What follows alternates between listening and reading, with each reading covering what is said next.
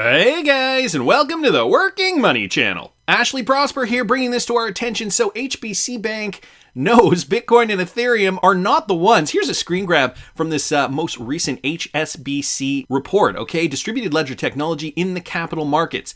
Game changers, future trends in securities services. A document that's about 16 pages long. I will link it in the description if you guys are interested to look at it in depth. And just to give you guys some context here, I don't know if you guys remember to back in early 2020, an HSBC subsidiary, SABB Bank, the Riyadh-based bank in which HSBC owns a minority stake, they joined RippleNet back in 2018, and they said that they were currently looking, or rather evaluating, Ripple and Hyperledger for other use cases. This was from Dilip Kumar's LinkedIn page, mentioned it in his About section. And if I'm not mistaken, there's another connection with HSBC and Ripple as well. I have to look into that. Nevertheless, here's what Ashley mentioned here. With regards to DLT and payments, DLT can streamline end-to-end value transfers, reducing costs, operational risks, and settlement periods. For example, Ripple's XRP ledger provides real-time cross-border settlements using tokens that represent central bank currencies. In foreign exchange, HSBC's FX Everywhere tool processed more than 3 million intercompany FX transactions,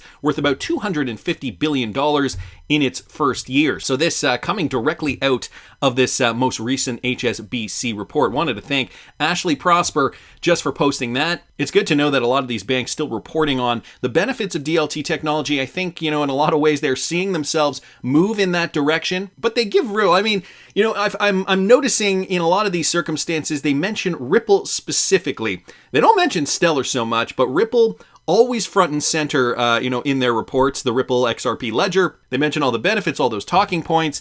And so I think it's only a matter of time, really, before all this gets implemented and their quote-unquote predictions, telegraphing projections, come true. They know they're going to be running on this technology sooner than later. And so, it kind of makes them look clever if they already are mentioning Ripple's DLT technology.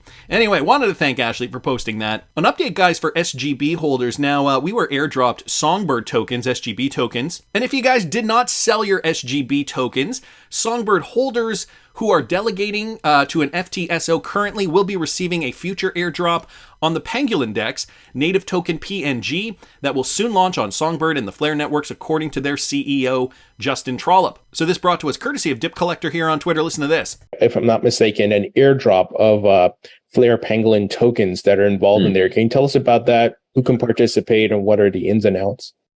Definitely. When airdrop, it's always the most common question, right? So there's 4.6 million of the tokens that will be airdropped. So we kind of, the initial thoughts were, we've got the initial airdrop, which is based upon loyal Pangolin users. So what we've done is we've taken an average since the entire time Pangolin's been in operation, and we take an average between everyone's wallet. So if you held PNG, if you staked PNG, or if you were a PNG LP provider for PNG AVAX, you're eligible. But what it does is we've taken a snapshot on every day and then given you an average. So based upon your average, so how loyal you were over the course of the last, I think it's about 18 months, you'll get a weight in, and that will then determine your airdrop eligibility. Now, the thing is, when we actually announced that, a lot of people said, well, what about Songbird people? What about Flare people? And we actually thought that's actually a very valid question, right? We want to come into this community and we want to be good citizens within this community. So we've had a lot of kind of internal discussions, and we're like, we've got to give Songbird holders a bit of love. So we're busy building an indexer, which will take a snapshot of everyone that is delegated to an FTSO provider, and they will get a portion. It probably won't be live on day one, just because we have to build up all of this infrastructure in order to derive those contract addresses or the wallet addresses. But we do want to we will be giving Songbird holders an airdrop, yeah. Oh, that's great news. I'm sure the folks listening and watching will be excited to hear that.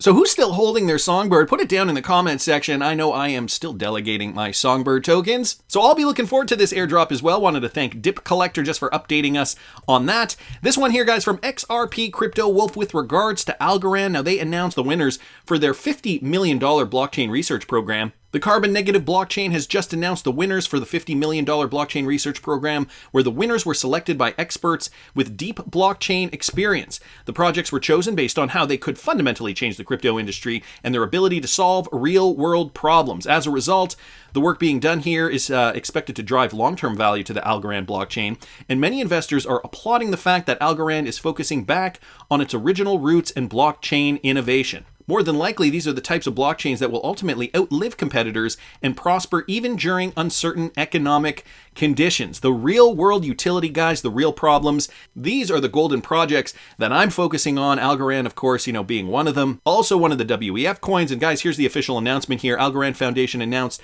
the launch of its $50 million blockchain research and education program. The global winners include, and then they rattle off all the winners here, if you guys are looking at the screen. So to me, that is also looking very positive. Another initiative producing more value added to the Algorand blockchain. Wanted to thank XRP Crypto Wolf just for posting that. And speaking of value added, guys, I saw this from Ian Binns with regards to the XRP Ledger. Okay, more developments occurring. XRP Ledger Smart Contract Network enters their public open beta. And this has to do with Evernode. Evernode is a layer 2 smart contract network proposed by Scott Chamberlain and Richard Holland. Chamberlain is an entrepreneurial fellow at the Australian National University College of Law and a recipient of one of Ripple's UBRI grants. Using the funds from Ripple, they launched courses exploring legal issues with the application of smart contracts and the integration of artificial intelligence into a blockchain-based legal framework. That's interesting.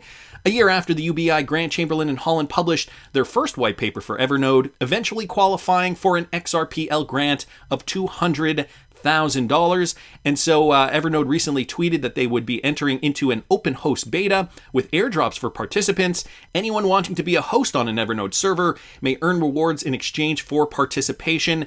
And here's just the update with regards to that major milestone. Public host beta open with the hook running smoothly and major hosting bugs now fixed. The Evernode host beta is now public. And you can check out the GitHub here for more details on this. Again, I like to stay away from the techie stuff. It's not so much my strength, but for those of you techie guys out there, I will link this in the description of the video if you're interested. I personally want to know when we are going to see real-world utility for XRP. How long before we see that?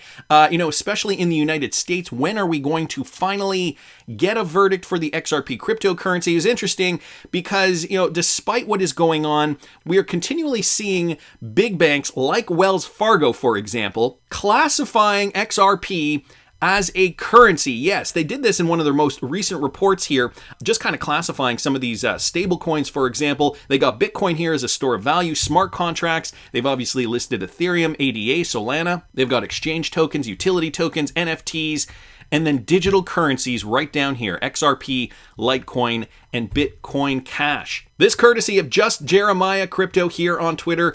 And for those of you guys who want to look at this article, brand new article too. So this isn't like it's even an older article where it may have been published before the Ripple XRP lawsuit. This was published in August of 2022, so just this month. We talked a little bit about Wells Fargo last week.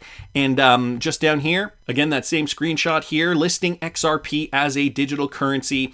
And so, they explain the importance of Bitcoin to the new Internet of Value runs deep. Bitcoin was not only the first digital asset, it seeded most of the rest. It was Satoshi's technology recipe that many early competitors followed. In fact, some copied Bitcoin's blueprint almost precisely.